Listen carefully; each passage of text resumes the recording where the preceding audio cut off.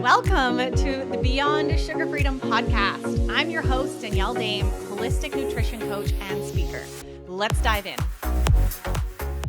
Hello, everyone. Welcome back to another episode on the Beyond Sugar Freedom podcast. I'm here today with a very special guest and a dear friend of mine, Karen Martel, a fellow Canadian in the house. How you doing, Karen? British Columbian. That's right. Hello. We're so close. We will meet in person one day. We will. We were just scheming before this podcast, so we'll make something happen. Yes, 100%. Well, thanks for joining us. I'm really, really excited that you're here today, Karen, because as we were just chatting before I hit record, this conversation around hormones, especially as we age as women, is something that so many people don't really focus on or look at. You know, they focus so much on just exactly what I'm eating or exercising more, right? Especially when it comes to the conversation like around weight loss. So talking about hormones is very important, and understanding this is so important. We don't learn this in school, women, ladies out there, right? And we need to know how our bodies work and how they change as we age. So very excited to dive into this, Karen. And before I get ahead of myself, because I have so many questions I want to ask you, let's hand it over to you and maybe share a little bit with our audience, what you do, what got you into the work that you're doing today, and anything around in your story that you'd love to share. Yeah. I mean, I can go way back, but I'm not going to. I won't bore your audience. But my story really started after the birth of my first child. And I think a lot of women can relate to that, where it feels like everything kind of went haywire after they had their children. And I'm doing what, everybody told me to do as far as trying to lose weight. And like you just said, we focus so much on diet, so much on exercise, because that's what we're being told. And so that's what I did. I started gaining all this weight after I had her, and I hadn't changed anything with my food, I hadn't changed anything with my exercise. And yet I was packing on all this weight and was experiencing all of these crazy symptoms that really came on very suddenly. So I had severe insomnia where I wasn't sleeping for days on end. I got severe PMS for 2 weeks out of the month, where I would just be a complete disaster. My stomach at all times looked like I was 3 months pregnant, and it was so bloated I couldn't fit into my pants by the end of the day. I had severe migraines suddenly, where my migraines would, sometimes last for days. I would get maybe anywhere from 10 to 20 migraines a month.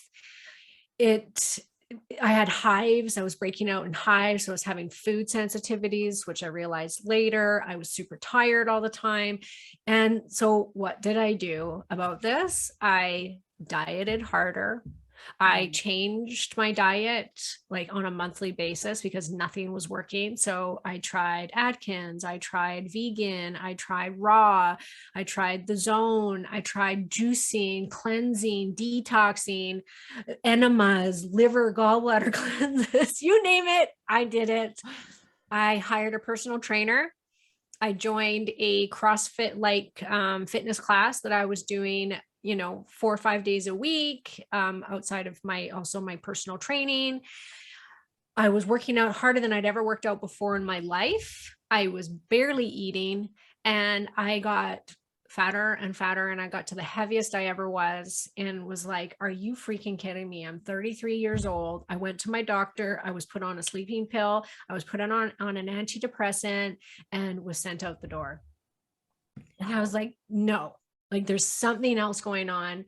So I did all of this for 6 months. Nothing was working. I just kept gaining weight. And I'm looking at all these women that I'm working out with.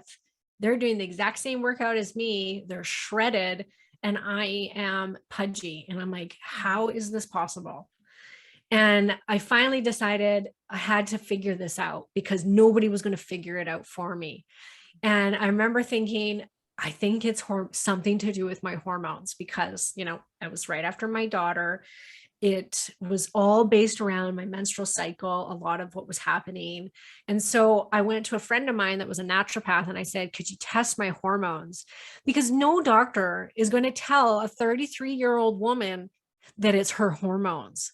We don't hear that. We don't ever suspect it. Maybe nowadays we do more because there's more education around that. But surprisingly, most, young 30-year-old women are not going, could this be hormonal? Could I have hormonal imbalance? And so I went to the naturopath. He said, of course, let's test your hormones. I did a saliva hormone test kit, and it came back that my cortisol was flatlined. Like I was so burned out. And so there I was, starving myself and working out like a demon, which is the two worst things you can do when you're in that adrenal insufficiency stage. I had high estrogen and no progesterone, like really low progesterone. I had super low DHEA, which is also an adrenal hormone. And then I later found out I also had really bad hypothyroidism that was triggered by that pregnancy or from something happening during that time. I had to change everything. It was like I had to completely look at my life from a completely different viewpoint. I had to slow down. I quit exercising. I know that sounds like craziness, but I quit exercising. I did start doing yoga. So that is exercise, but that was all I would do was yoga. And I started to ask for help. I was a single mother of a little girl. I never thought I was stressed out, which is just like, come on, Karen, duh. But I didn't equate myself to being a stressed out person because I was a calm person. But my body on the inside, it was fully taking its toll. And no wonder I couldn't lose weight and I was doing everything wrong. I switched my diet at that time to a paleo-based diet, which was life-changing. And I still follow that way of eating because it's my way of eating that works for my body. And I worked on those hormones. I worked on bringing the progesterone up, balancing out that estrogen, working on the adrenal insufficiency by supporting my system, changing my lifestyle. And folks, this took a while. It was not a quick fix. The other thing I had to do was I had to delve into a lot of emotional garbage about what happened in my past, my body image. I came from a history of disordered eating. I was bulimic in high school. I had horrible self-image, body image. I had to work on these things. They all took a while. And eventually the weight started coming off and I got down to my normal weight. I felt so much better. A lot of those symptoms went away.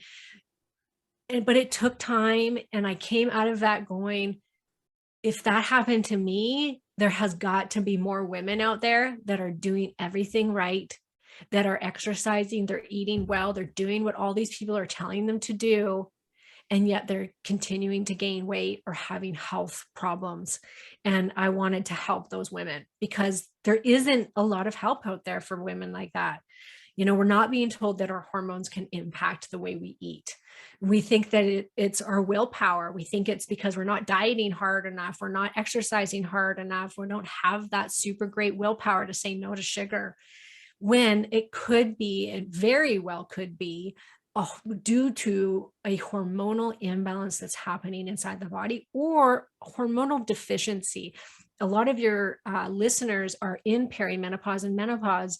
And when we lose our hormones, it really starts to drive our eating behavior. And we're going to get into that today. So that's my story.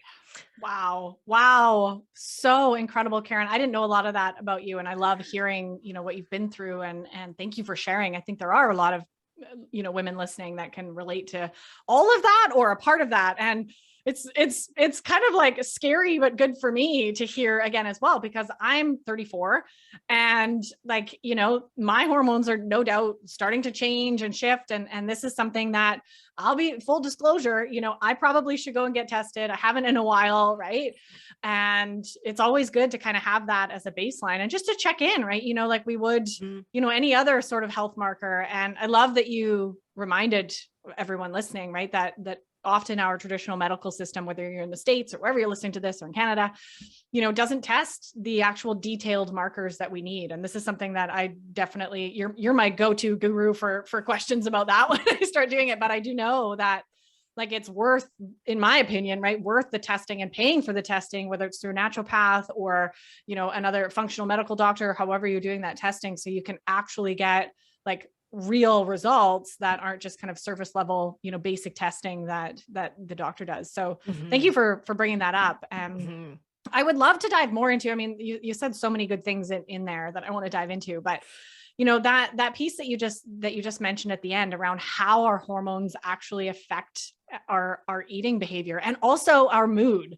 This was so fascinating when I started learning about this, right? And I think we can all relate to like, well, and when I'm stressed, I'm cranky, right? So that's a hormonal response. So like, can you speak to like how the hormones actually affect our mood, our eating behavior?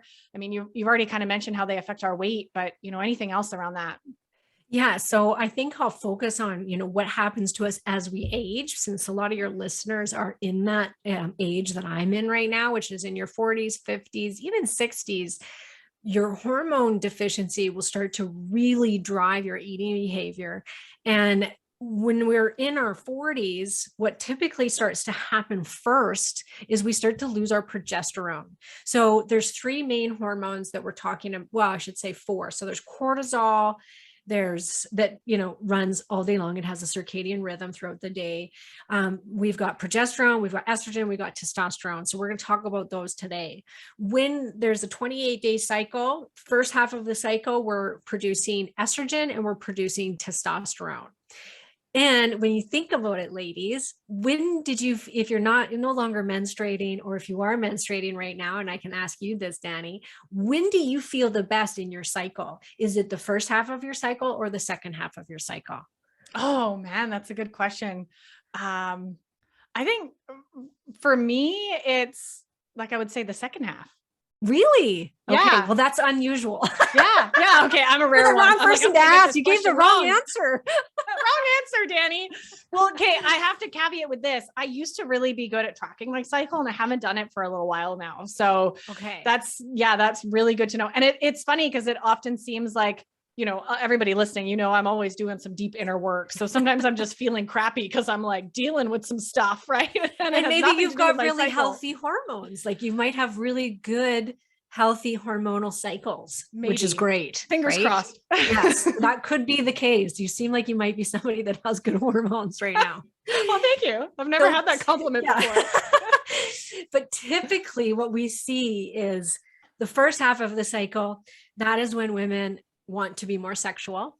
That's because we ovulate in that first, we ovulate kind of right in the middle of our cycle, but leading up to it, we have a surge in estrogen and testosterone, which make us want to go out and have sex, both estrogen and testosterone. So a lot of women don't know that estrogen has a lot to do with libido, and a healthy libido, because as we age and we lose that estrogen, it can really affect the libido, as well as, of course, testosterone can as well. So those hormones are at their highest in the first half of the cycle, which makes us want to be more social, want to be more sexually active, have more energy. This is when women actually feel like they can go out and do like a really solid HIIT class. Maybe not in the first few days of your period, but you'll notice like this energy increase as you get out of your period and you start heading towards ovulation. You start to feel great. And this is when men are really attracted to women, because our pheromones start to change. And so that's when we're attracting that mate. So we're feeling a little sexier, a little more social, and want to get out there and get it. I always tell my husband, like, hey, this is your window of opportunity. Here's your week. Block your calendar. Come and get it. Because going into the second half of my cycle, I'm not so up for it. Because in the second half of the cycle, once you ovulate, you start to produce progesterone. And progesterone is a very calming hormone. So you may feel really good because you're getting progesterone right now, Danny, and that's making you feel good and calm, and that's good sleep, and all those things can start to happen if you're in that second half of the cycle. But as we age and we start heading into our late 30s, early 40s, that progesterone, because we don't ovulate as often anymore because we're losing our eggs, then we don't have the progesterone. So now we don't have the calming, good sleeps, anti-anxiety hormone that progesterone is. The other thing that happens is that estrogen will drop a little bit in the second half of the cycle. Estrogen helps us to make serotonin, which is the feel-good neurotransmitter, antidepressant. So how else can we make serotonin? through carbohydrates. So second half of the cycle, we start to crave more carbs. Most women do. That's when they say, oh, I can't handle, like I can't stop my sugar cravings the week before my period. That's when I can't stop eating chocolate. That's when I can't stop eating ice cream. Like mine's 10 days before my period. I am ravenous for carbs.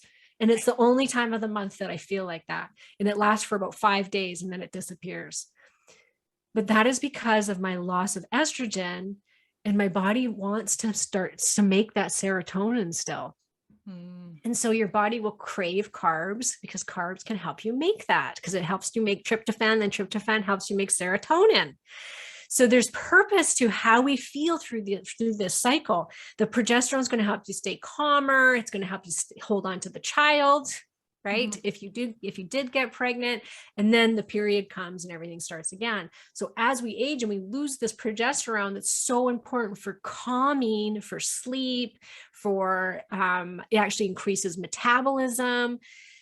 Suddenly we don't have this as often anymore. So women start bleeding heavier, becoming more inflamed, maybe gaining some weight. They get insomnia, they get bad PMS, they get anxiety. What happens when you get all of those things? We want to eat. Yeah. I want sugar. I want sugar 100%, right? Because it's like you got no buffer anymore. Progesterone is this beautiful calming hormone.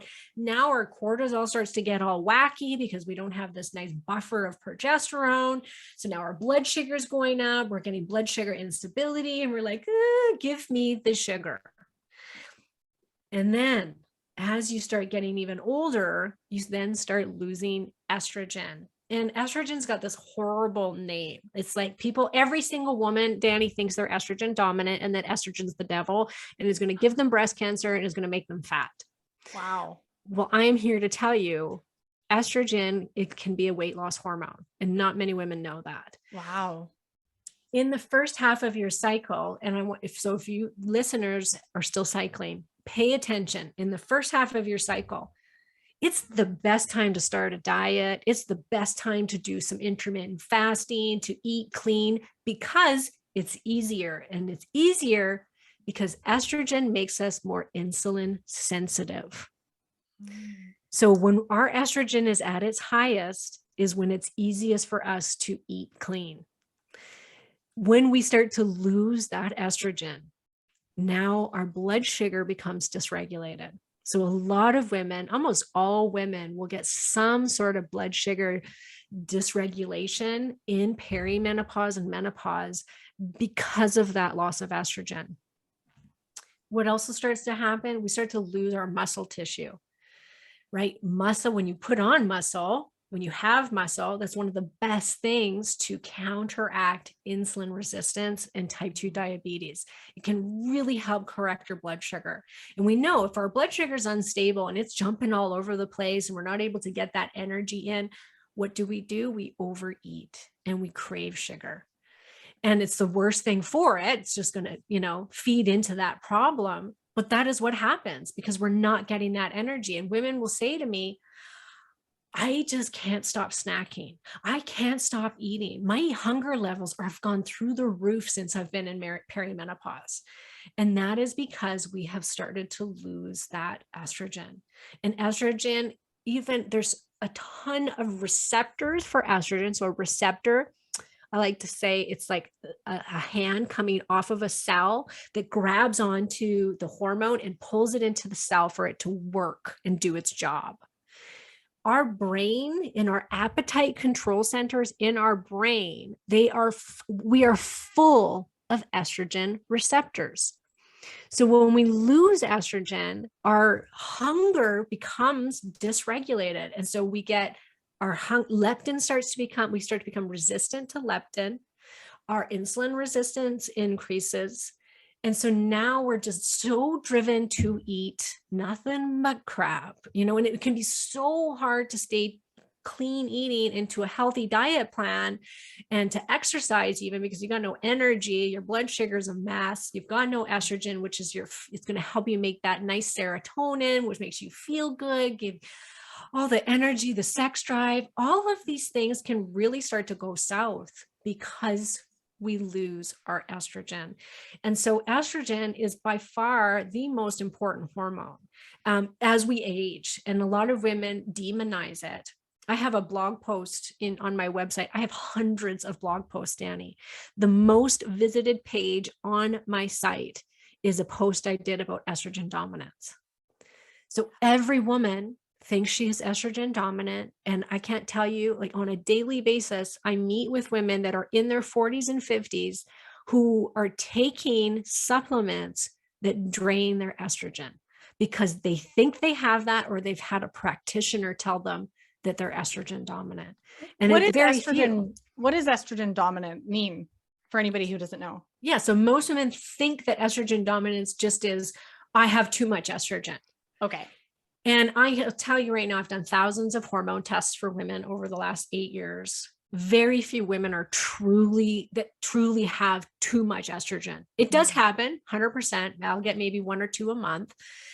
Most of the time though, what it is when we're in our 40s, remember I said that progesterone goes first because we stop ovulating. We are estrogen dominant in comparison to progesterone. So our estrogen could be super healthy levels, but in comparison to the progesterone's too low. So then you become estrogen dominant. But the answer is not to drain the estrogen. The answer is to bump up the progesterone so that we can counteract estrogen, because they go together. They're like yin and yang. They need each other. They counterbalance each other. Estrogen's needed to make progesterone receptors. So we need this. We need it. They need each other. They're not one is better than the other. Not one is, bad. There's no bad. We definitely are xenoestrogen dominant. We all have way too much fake estrogens in our environment, which can make us feel very estrogen dominant, but it's xenoestrogen dominant.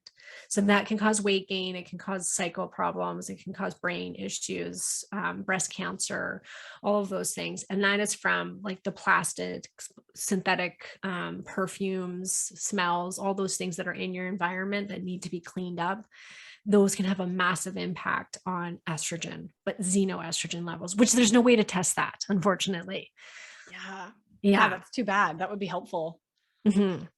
Yeah. So women blame themselves that as they age, they kick themselves. They're like, oh, they get so down and they're like, why can't I control this? Why am I gaining weight? I'm down to 1,200 calories a day. I'm exercising like crazy and I just keep gaining weight and I feel like crap and I'm not sleeping, which makes me eat more. It's not your fault. A lot of the time, it's not your fault. And if you can support your hormones as you age, and we can get into that, what that looks like, you'll have such a great foundation.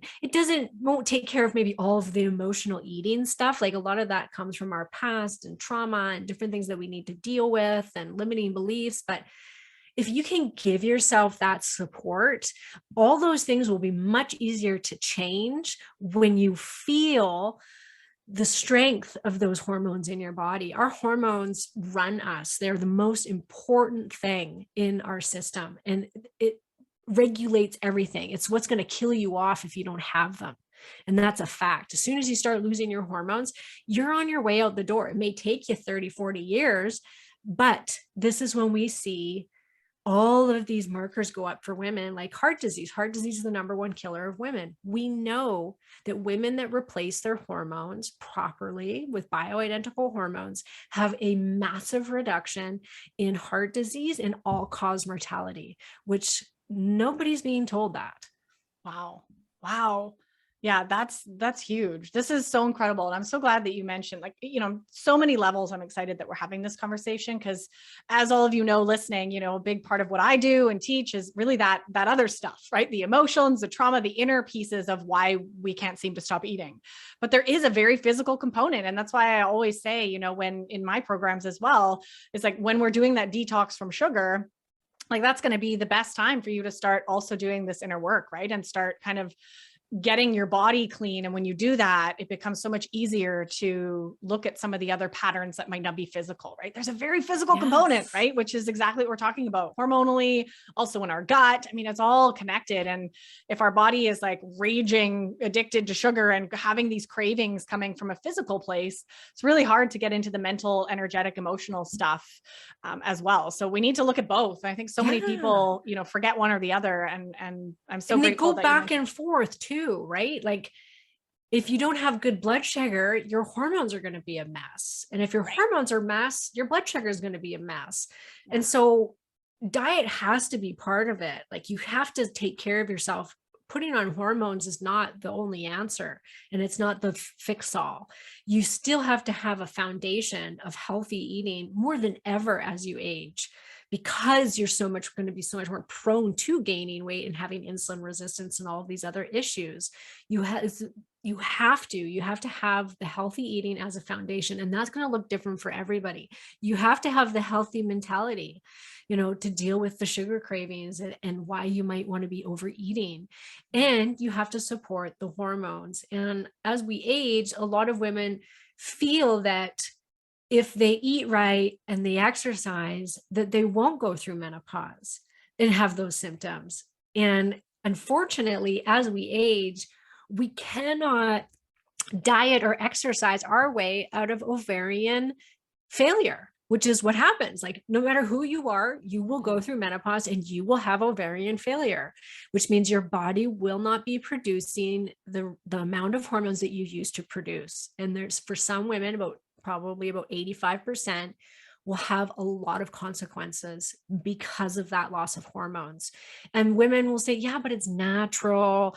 I'm naturally supposed to, this menopause is natural.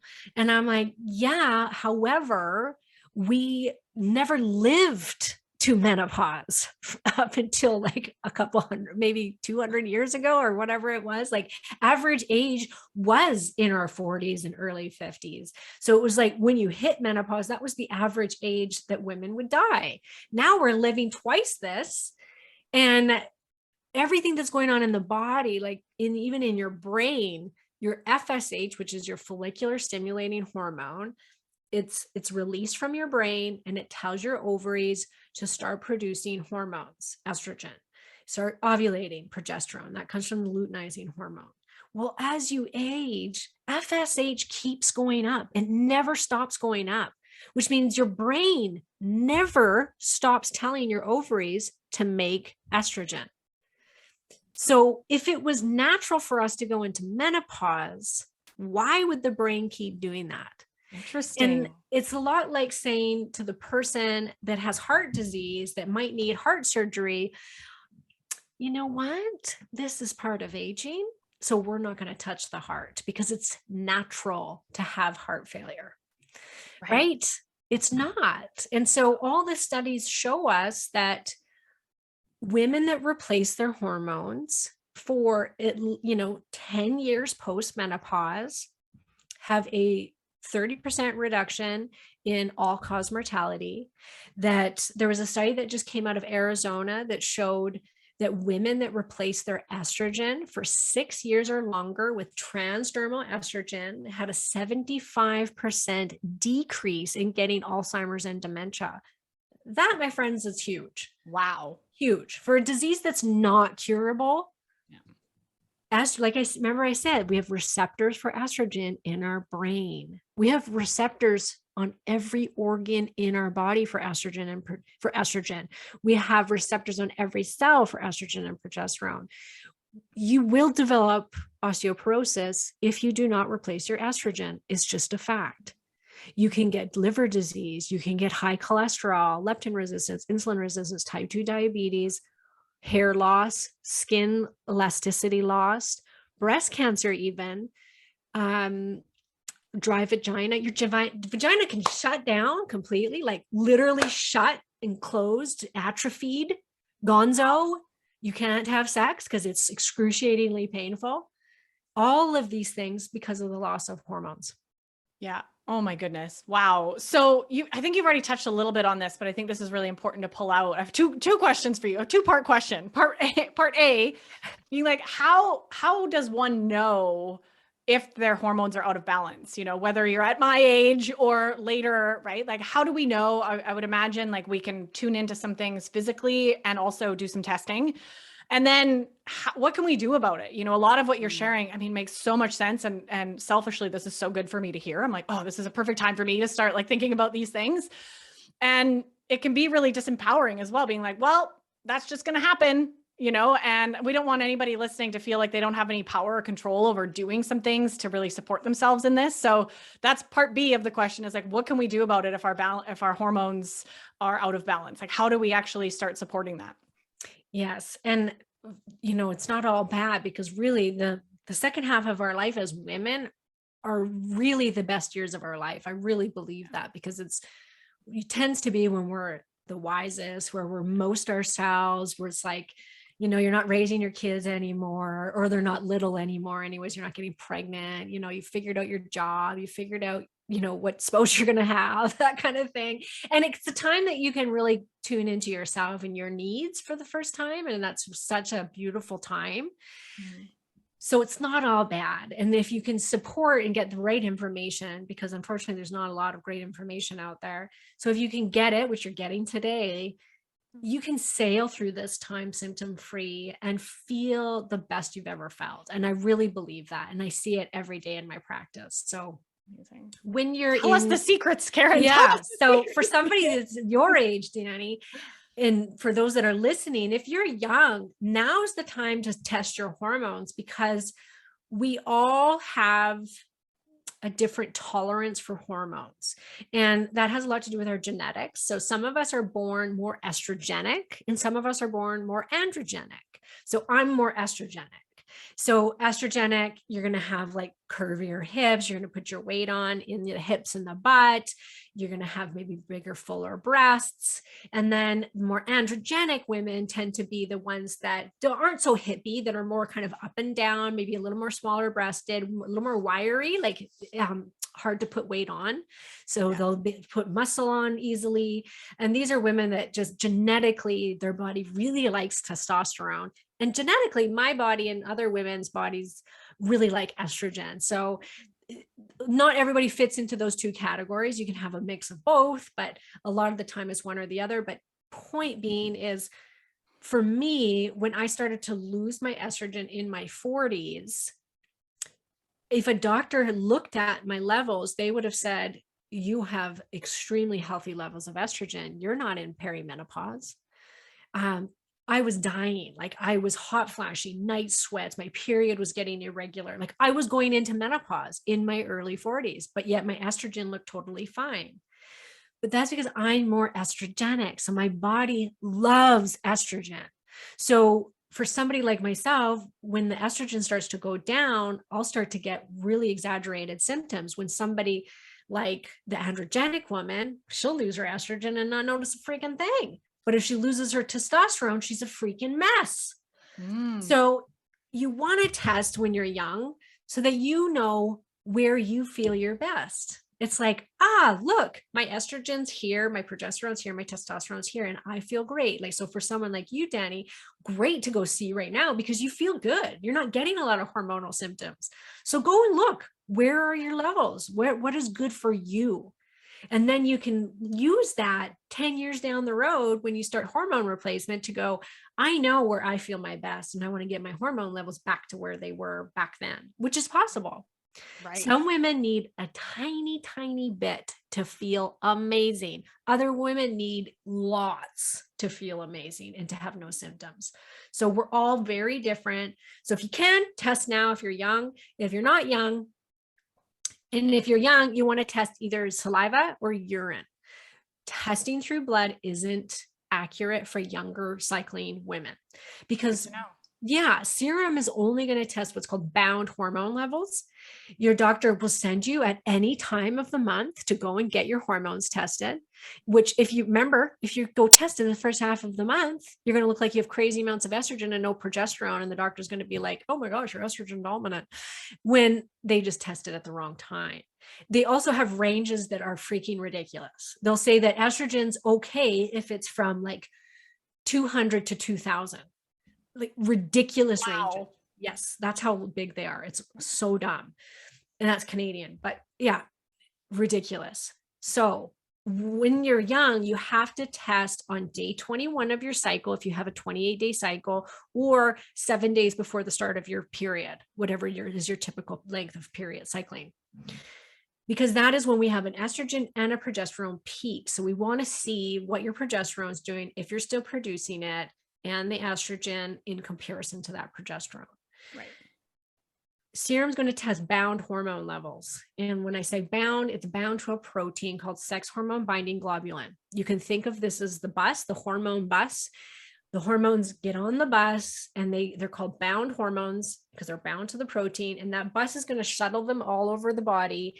And that hormone has to get off the bus for that receptor to grab it and pull it into the cell. And then it's considered a free hormone, free to be used.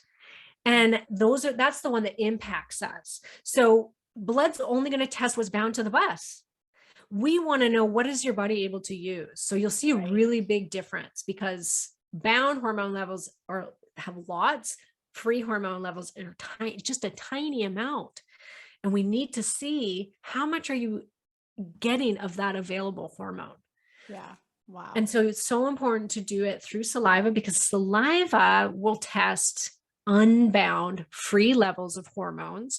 So will the urine. So urine metabolite testing, which is called the Dutch test, will give you an idea of, it's only testing metabolites, but those levels reflect free hormone levels.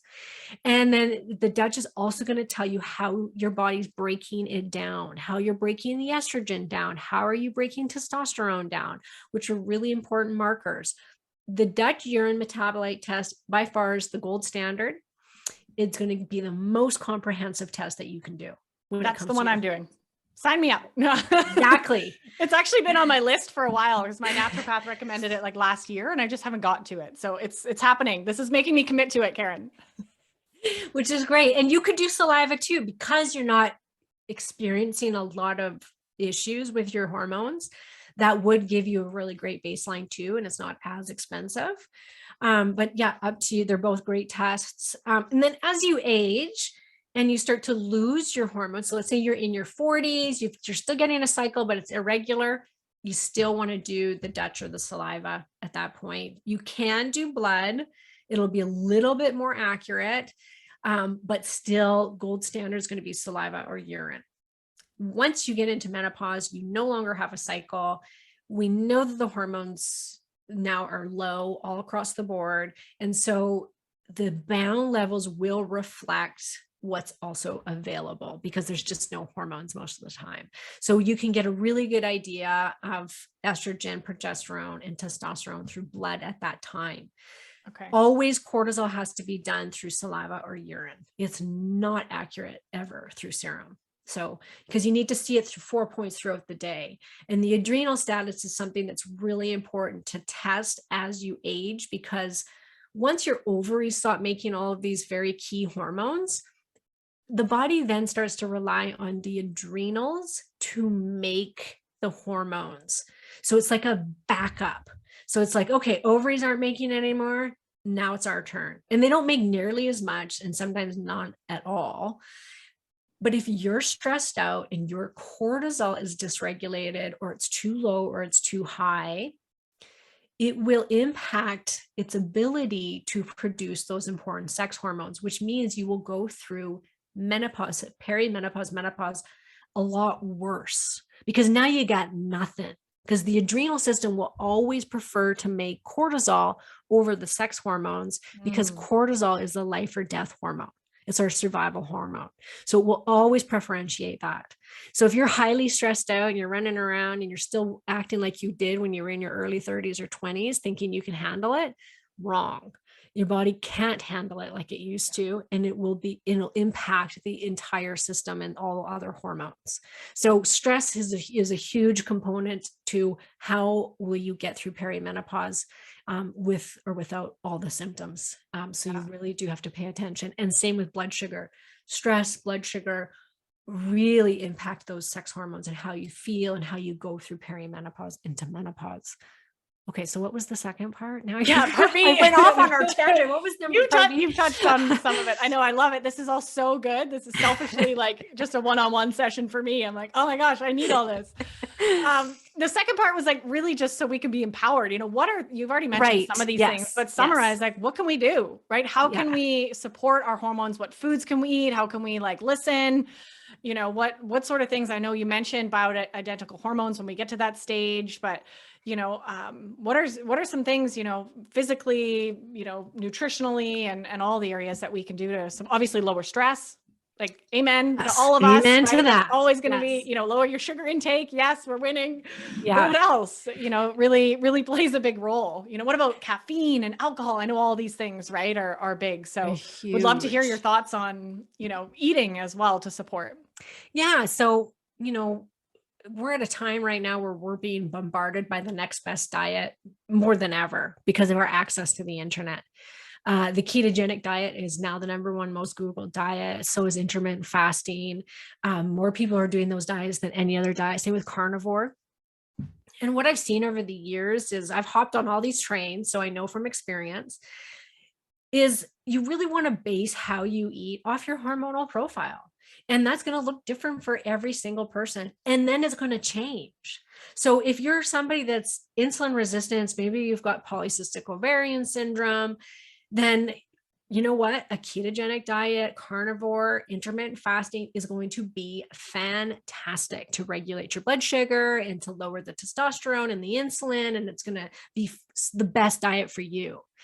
If you've got low adrenal function and you've got hypothyroidism, which so many women have hypothyroidism, then doing a ketogenic diet and intermittent fasting is going to make you fat because your body, your thyroid and your adrenal system need glucose. They need those carbohydrates, and they want the healthy carbs, of course, but you would be doing a detriment to yourself if you went severely low carb.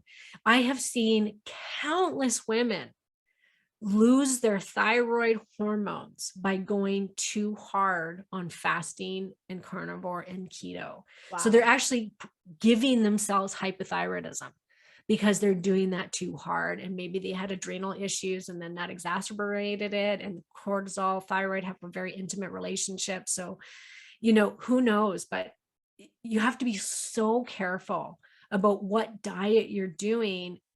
And is that supporting what is primarily happening with those hormones? As we go into menopause, we become more insulin resistant. We can become more inflamed. We can gain weight.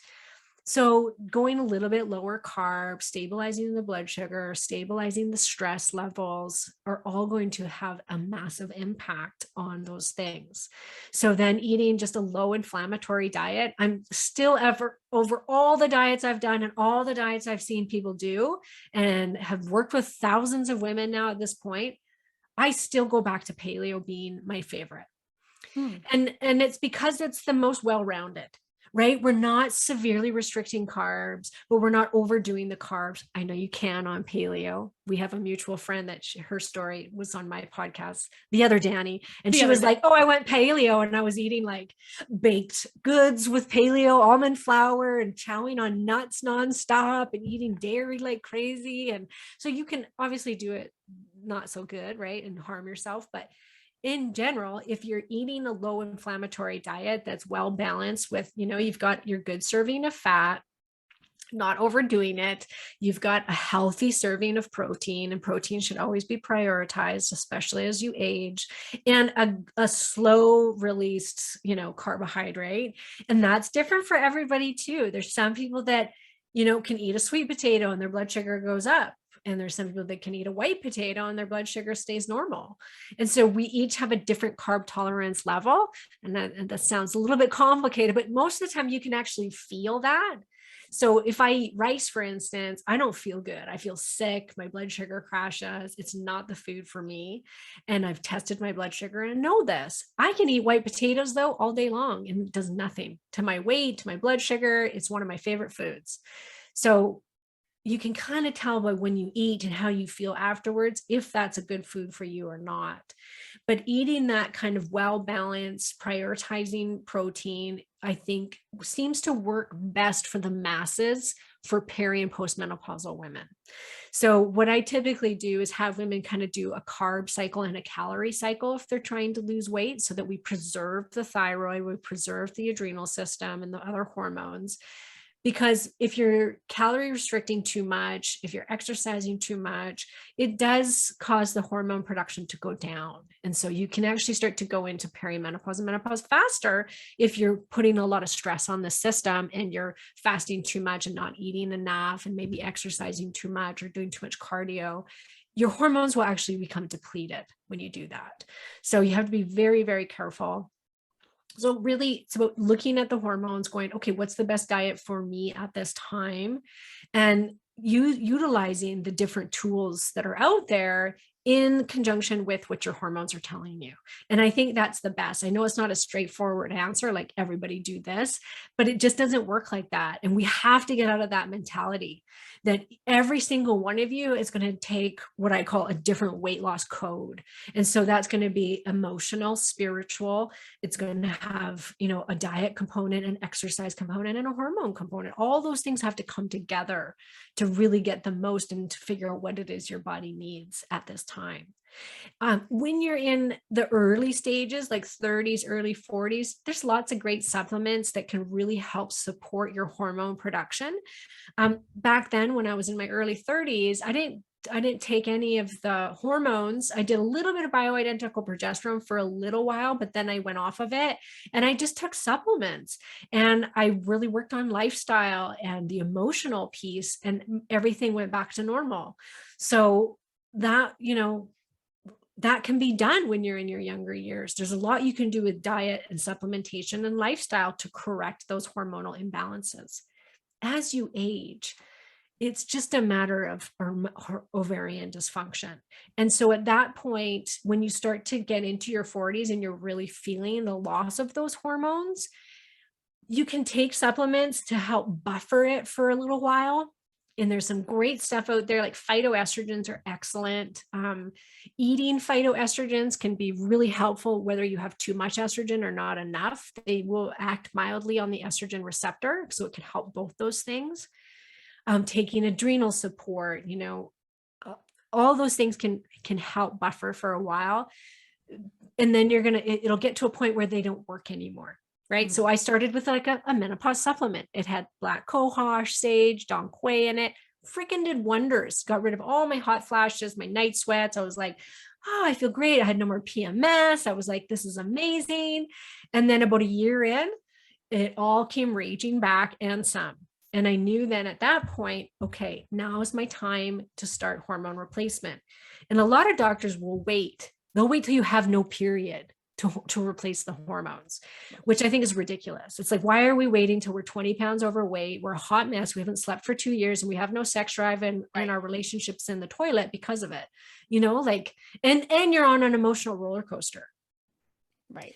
And a lot of women, it can get so bad they become suicidal. And that's something that isn't being talked about. Women will be riddled with anxiety and depression from the loss of their hormones. So some women get hit severely hard, like really, really hard. And I've heard of women that have thought about committing suicide because they felt so terrible. Wow. And so why are we waiting to that extreme to replace hormones? And you'll go to your doctor during this time because you're suddenly getting severely heavy periods because you're losing your progesterone, which counteracts the growth of estrogen in the uterus. You've got severe PMS, breast tenderness, depression, insomnia. And what's the doctor going to do? 9 out of 10, they're going to do one of 3 things: an ablation, which is when they burn out and cauterize your uterus, a hysterectomy, where they take the uterus out, very, very common surgical procedure, which, by the way, ladies, is equivalent to a doctor telling a man who has any genital issues, anything, that they're going to remove their balls. That is the exact same thing. And then we would never do that to them. Wouldn't that be interesting? What would our society be like then? That would be an interesting experiment. Thank you. Yes, I get very angry about the imbalance between how women are treated versus men. Oh yeah. Birth control pill is the other one. It is handed out like Yeah. candy. Yeah. And women are made to believe that the birth control pill is safer than bioidentical hormones. And the doctor will say that to you. Yeah. Well, Wow. birth control pills have synthetic hormones, which have been shown to be connected to developing breast cancer, uterine cancer. It's terrible. Yeah. Bioidentical hormones don't do that. It shows a reduction in all those problems. Yeah. That's a podcast episode for another day. I love that. I think that is so important. When I learned about that just in my own health journey over the last 6 years, I learned about the toxins that were in all my perfumes, and I started making my own soap and make all my own cleaning products now, and essential oils and getting all that. And I was like, wait, I also need to look at this, because I was taking birth control for many years, and I quit that hard. I was like, oh my God, I'm not putting this in my body anymore. This is not my, preventing children is not my responsibility. You do something about it. Why isn't it the men, right? And they've had a birth control for men. They had one. Oh yeah. But guess what? The symptoms were that they didn't feel good on it, that they lost their sex drive, that they became depressed. I'm like, how is this any different than what a woman feels like on birth control pills? Yeah. I just did a whole episode about it on my own podcast that people can go listen to, but I dig into the research about the side effects of birth control, which none of us are being told. So basically, to kind of sum everything up, is when the supplements aren't working and the diet's not working anymore, do not wait to go get help, and find a doctor that will treat you for those hormonal imbalances now and not wait. They have to be familiar with it. I mean, this is what I do for a living. I coach women through this period of time. I've got a membership group that helps women to, get all the information that they need to get on the hormones, how to optimize their body for those hormones, how to eat right, lifestyle, detoxification, alcohol, all of these things that can impact you as you age and impact your body's ability to take on those bioidentical hormones in the safest way. So important. What you're doing, Karen, and helping women through this is so important. And I'm so glad to know you, because I'm going to need this support. So this is absolutely incredible. And I want to be respectful of your time. And I know there's so much more to talk about. I've got still half the questions I want to ask you. So we'll have to have you back.